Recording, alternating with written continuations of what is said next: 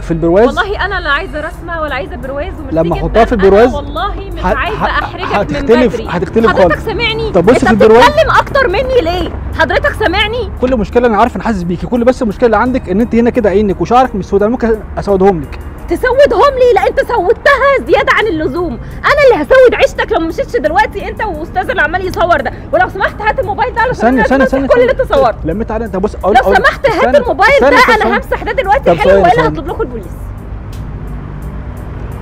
طب بص كده الكاميرا انت صورتني اصلا من غير استئذان. طب خلاص وكفايه افوره، انت كده بتعمل حاجه بقى غير الرسم. محمود انا اتلخبطت، مش تقول لي يا ابني انا طلعت الرسمه الثانيه. اصل انا معلش، اصل بجد اصل انا عندي موضوع محير يا ابني. رسمتها اهي، انت مش تقول لي يا عم شايف واقف سايبني كده باخد الرسمه